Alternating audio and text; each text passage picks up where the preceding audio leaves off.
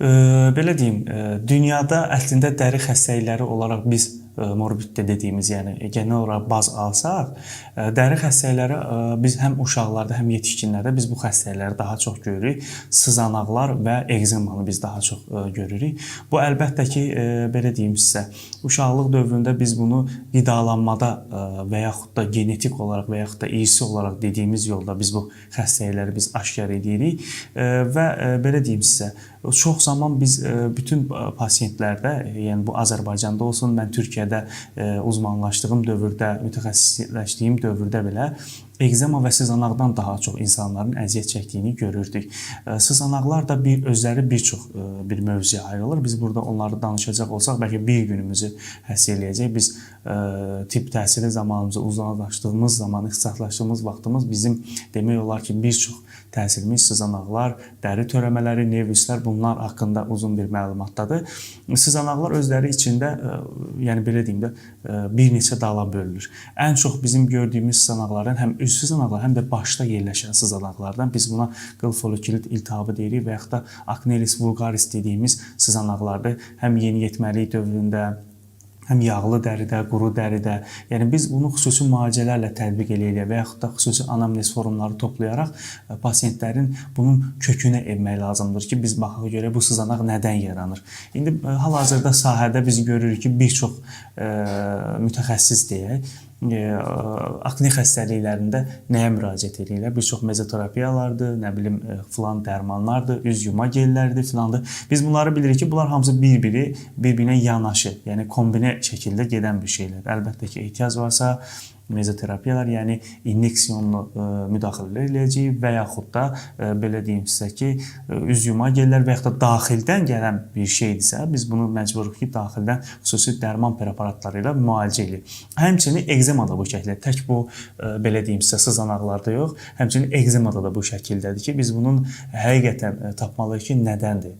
Genetikdirmi, xroniki akutdurmu, yəni keçicidirmi? Xroniki olan ekzemalar əlbəttə ki, bir çoxlarımız bilirik ki, xroniki olan ekzemalarla, yəni ümumi bizim həyatımıza yerləşir. Biz onlarla davamlı şəkildə mücadilə edirik, onu qabartmamalıyıq, ona toxunmamalıyıq, onu qıcaqlandıracaq şeylərdən qaçınmalıyıq, bunlara müdaxilə edirik. Amma sızanaqların əlbəttə ki, tamamilə həlli var. Bu bağırsaqdanmı qaynaqlanır, mədədənmi qaynaqlanır, otoimmun xəstəlikdirmi, sızanağın növü nədir? Dediyim kimi, bir çox sızanaq növü var, biz bunları bilirik. Normal, məsəl üçün, örnək olaraq sizə hamımızın bildiyi, eşitdiyi acneris vulgaris sızanağını məsələn örnək verdimsə, ekzemada məsəl üçün sızanaqlar kimi onların da növləri olur. Bu belə deyim sizə, sədəf dediyimiz psoriaz xəstəliyi ilə bir yerdə gələ bilər və yaxud da necə deyim sizə, pullanmış şəkildə gələ bilər və yaxud da alopepsiya arteriya dediyimiz, yəni sırf xalq dilində deyirlər, indi bir çoxları Dəmirov deyir və yaxud da ocaqlı tökülmə deyirlər. Onunla bir yerdə gələn ekzemalarda biz olur. Ən çox bizdə şikayət olunan özəlliklə ayaq bölgəsində, saç bölgəsində və üz nahiyəsində ekzemalara burada müraciət edirik və sızanaqlara da yetişkin dövrdə və yaxud da yeniyetməliyi dövrünə keçid dönəmində, artıq yetişkin dövrə gəlib çatanda uşaqlar belirli bir sinifə keçdiyi zaman biz bu sızanaqları görürük və onlar baxıb müəyyən edirik ki, bu həqiqətən yeniyetməlik dövründəki sızanaqdır, yoxsa bu dəridə həqiqətən yağ səviyyəsində, sebum səviyyəsində problem var, qaraciyərdədirmi, bağırsaqdamı? Bunu müəyyən edildiksə, əlbəttə ki, bir çox xəstəliyin müalicəsi mümkündür. Əsas odur ki, biz mütəxəssislər olaraq, uzmanlar olaraq dəqiq diaqnostika biz bildirməliyik ki, dəqiq diaqnostika bildirdikdən sonra hər bir belə deyib xəstəliyin çözümü vardır. Necə ki, belə bir söz var bir xalq dilində, ölümdən sonra hər şeyə çarə var. Biz bunu məlumatını veririk. Əvvəl belə deyim sizə, biz bunu digər mövzuda da biz bunu dedik, yəni sualda da bunu müzakirə etdik. Ən çox dediyim kimi sızanaq və ekzemalardan. Sızanaqlar da dedim özləri içində bölünürlər. Bu saçlı dəridə də gələ bilir, normal üz dərisində də gələ bilir və yaxud da bədəndə gələ bilir və yaxud da sızanaqlar göbələk mənşəyidirmi? İndi biz dediyim kimi sızanaqları böyük bir mövzu açacaq olsaq, əslində bir günümüz belə yetməz o mövzu haqqında danışmaq. danışmaq, qısaca deyək və ekzemadan dediyim kimi ən çox bunlardan bizə şikayət gəlir ölkəmizdə. Tək ölkəmizdə yox, dünya miqyasında. Mən məsəl üçün Çində, Yaponiyada, Türkiyədə və bir çox ölkədə burada kurslara və yaxud da burada işləməyə getdiyimiz zaman insanların bir çoxu ekzemadan, göbələk tərkibli sızanaqlardan və sızanaqlardan, acneris vulgaris dediyimiz sızanaqlardan müraciət edirlər ki, bu cür sızanaqlar bizi, yəni allergiyatik dediyimiz sızanaqlardan müraciət edirlər. Bunlardan əziyyət çəkirlər. Həmçinin ölkəmizdə də bu cürdür bu xəstəliklər. Dünyada və Azərbaycanda neçə nəfərdən biri dəri xəstəsi?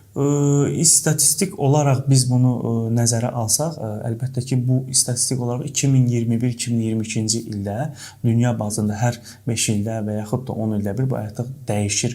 WHO-nun dediyimiz Dünya Sağlıq Bakanlığı, yəni Dünya Sağlıq Səhiyyə Nazirliyinin açıqladığı məlumatlara görə hər 10 nəfərdən biri, belə deyim sizə, hər 10 nəfər insanı biz baz götürsək olsaq, dünyada 2 nəfərdən hər 10 nəfərin 2 və 3 nəfəri dəri xəstəliyindən əziyyət çəkir. Bunu da Azərbaycana inteqrasiya etdiyimiz zaman 10 nəfər insan olaraq 3-4 nəfəri dəri xəstəliyindən şikayət eləyir, əziyyət çəkir, düzgün belə deyim, yönləndirmə olmadığı zaman bu cür suallar da gəlir ki, biz həmişə bunu eşidirik, Azərbaycanda yaxşı həkim yoxdur və yaxud da niyə dermatologiya zəifdir və yaxud da mən getdim həkimə, bu dərdimə çarə olmadı, bu qədər pul tökdüm, bu qədər. Əlbəttə ki, yenə deyirəm sizə, bizdə bizim insanlarımız da onları da qınamalı deyil ki, sahəmiz biraz dediyim kimi boşluqlar var ki, biz çox küllü miqdarda pul tökdük və o qədər beziblər ki, istəyirlər ki, anında müalicə olsun. Yəni mən çox pasiyent görmüşəm ki, məsələn siz özünüz də eşidərsiniz ki, elə bir dərman verin ki bizə. Məsəl üçün Sovetlər vaxtında belə deyək də, belə bir dərman verdi mənə həkim. O dərmanı çəkdim, tamamilə hər şey itdi, getdi. Bunun biz psixoloji olaraq araşdırdığımızda da buna biz həkimlər olaraq plasebo etki deyirik. Əlbəttə o da ola bilər və yaxud da hər hansı bir dərmanın etkin maddəsi həmin xəstəliyə, göbələyə olsun, sızanağa olsun etki eləyir, aradan qaldırır. 5 ildən sonra yenidən yarana bilər. Bu əlbəttə ki, insan orqanizmi belə bir şeydir ki, onu qızıqlandıran bir şey varsa itə bilər. 5 ildən sonra, 1 ildən sonra yenidən gəlir. Əsas odur ki, biz onun dediyim kimi kökünü tapaq. Və bu kökünü tapdıqdan sonra bu xəstəliyin həll eləyə bilərik və aradan qaldıra bilərik. Yəni Azərbaycanda və dünyada dediyim kimi hər 10 nəfərdən bir ortalama götürsək, 3 nəfəri, 2-3 nəfəri dəri xəstəliyindən əziyyət çəkir və problem həllinə yönəlmək istəyir və belə deyim də bu əziyyəti ortadan qaldırmaq istəyir. Belə deyim sizə, bunu qısa, konkret belə demək olsa ki, hansı dəri xəstəlikləri belə deyim də irsidir. Biz bunu irsi olaraq genetik keçici xəstəlik olaraq, məsəl üçün alopepsi arteriya deyirik biz buna və ya yəni ocaqlı tökülmə və yaxud da dəri xərçəkləri biz buna deyirik ki, bunlar genetik olaraq və yaxud da psoriaz olsun, sedef xəstəliyi dediyimiz və yaxud da belə deyim sizə bir çox xəstəlik var ki, əslində genetik olaraq ən çox bizim xalqın bildiyi mən vurğulamaq istəyirəm. Ekzemadır, psoriazdır və dəri xərçəngləridir və dəri törəmələri biz burada deyirik, dəri nevüsləri, bədxassəli. Bunlar çox zaman irsi olaraq, genetik olaraq keçici olurlar. Tutaq ki, bu anada ola bilər, atada ola bilər. Burada fərqlilik varmı? Əlbəttə ki, bəzi insanlarda ata tərəfdə daha basqınlıq varsa, atadan keçmə dəri xəstəliklərini biz görə bilirik və yaxud da anadan basqınlıq daha yüksəksə, ana tərəfdən olan irsi xəstəlikləri keçə bilir. Buna məsəl üçün mən örnək olaraq verə bilərəm ki, sizə. Kişilərdə biz görürük ki, saç tökülmələri, məsəl üçün örnək olaraq dəri xəstəlikləri irsi verir. Görürük ki, kişilərdə ən çox atadan gələn biz şeyləri görürük, irsiləri ki, atamda saç tökülməsi var, dayılarımda yoxdur. Ona görə ata tərəfim, əmlərim hamısı saçı tökülüb. Doktor, mənim də saçım töküləcək. Bu qaçınılmaz bir şeydir. Əlbəttə tökülmə ola bilər. Belə deyim də sizə, vaxtında müdaxilə eləsək biz saç tökülməsinə, bunun qabağını ala bilər. Bu vaxtında müdaxilə bəzi kişilər, kişi pasiyentlər elə bilir ki, tökülmə başlayanda gəlməlidir. Yox. Əslində bu ilkin yaşda 18-20 yaşında biz bu tökülməni qeydə ala bilsək, o dövrdə müdaxilə edə bilsək, onun qabağına kesit qoya bilsək, tamamilə dazlaşma, keçəlləşmənin qabağını ala bilərik. Eyni cürdə bu ekzemada da belədir, dəri xərçəklərində də belədir.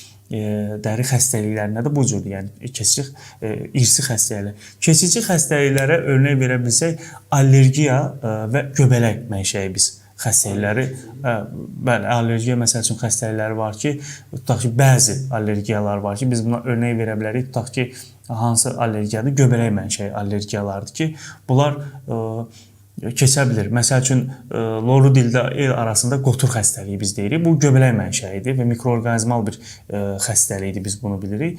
Tutaq ki, onun dəsmalı, onun Dəmirov dediyim kimi xəstəliyi məsəl üçün istifadə elədim. Biz oğlanlarda çox zaman uşaq vaxtında nəyi müşahidə eləmişik?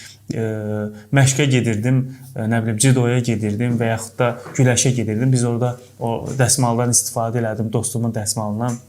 Saçıma Dəmirov keçdi, saqqalıma keçdi və yaxud da bədənimə qotur düşdü filan. Bu xəstəliklər keçici xəstəliklər. Bunlar mikroorqanizmal və infeksionist dediyimiz xəstəliklərdə, bu cür xəstəliklərdə əlbəttə ki, dəriyə təmas dediyimiz və yaxud da göz qişasına təmas dediyimiz bu göz ətrafındakı xəstəliklərdə biz bunları görə bilirik. Keçici xəstəliklər olaraq bunu nəzərə ala bilərik.